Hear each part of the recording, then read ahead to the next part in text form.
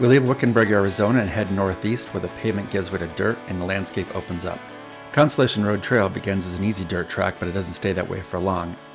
It pulls you deeper into Arizona's history shaped by mining, ranching, and isolation. Today's run isn't about just the trail. We'll go underground into one of these old mining systems, then follow the road out towards the edge of the Hacienda River Wilderness. Out here, the terrain carries a story. Old claims scattered across the hills, working cattle land still in use, and roads that haven't changed much in decades. The plan is simple. Follow the route, explore what's left behind, and see where it ends.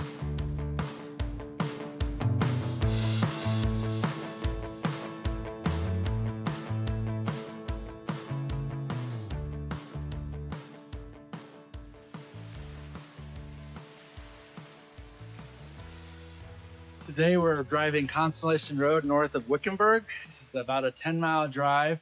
It takes us to some really great old gold mining areas here north of Wickenburg, Arizona, and near the Bradshaw Mountains and the Hieroglyphic Mountains. We're going to have two real easy roads today.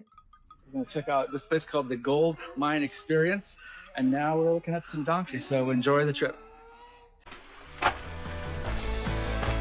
Here we are inside the old workings in the Unita Group, the Blue Nelly mine. Stepping inside, the temperature drops immediately. The air settles into the low 60s, cool compared to the desert heat above.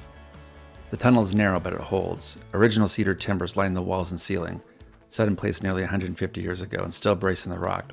What was built then is still doing work now. Above, a vertical shaft opens called the catch.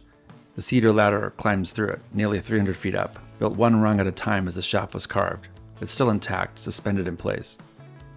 Along the floor, remnants of the ore cart rails run deeper into the mine, worn smooth and disappearing into the dark. And you put the black light on it, and you start seeing all the veins behind the rock. And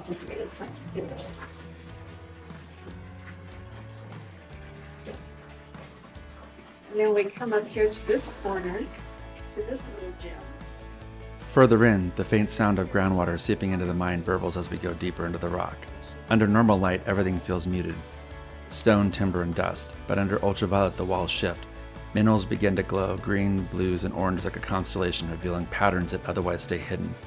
Here is a fire opal that is slowly growing from the minerals and humidity in the mine.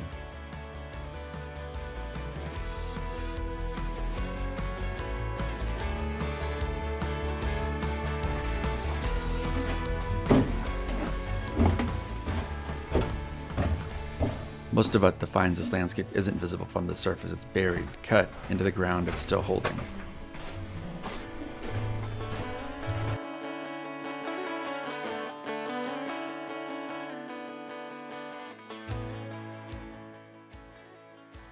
Back on the trail, the road begins to change. What started as a wide graded surface narrows. The route becomes more defined.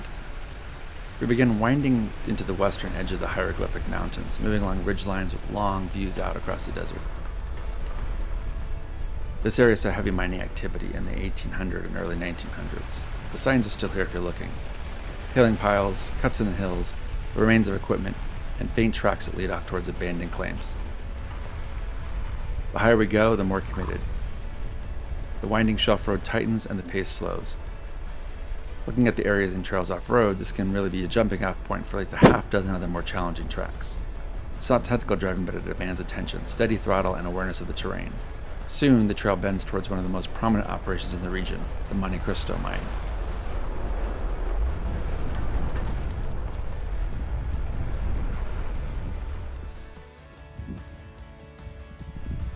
The Monte Cristo mine was once a major operation here, over 1,000 feet deep with miles of tunnels cut into the earth.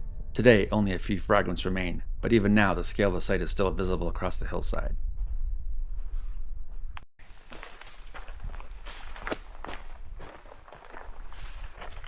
Oh shit.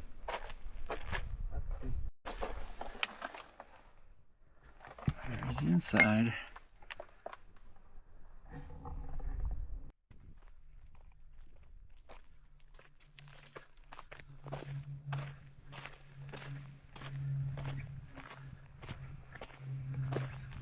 This is all the Monte Cristo mine. This was a prospecting mine from the time of the Vulture mine south of Wickenburg. These are all mines that they had started to hopefully do some exploration.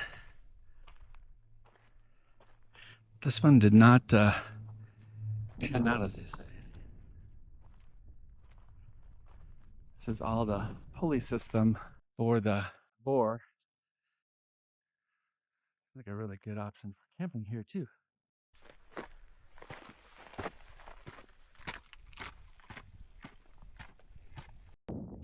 At the very top of Monte Cristo Mine, there's a some sort of bird's nest right at the top of the pulley. A bird's shit though.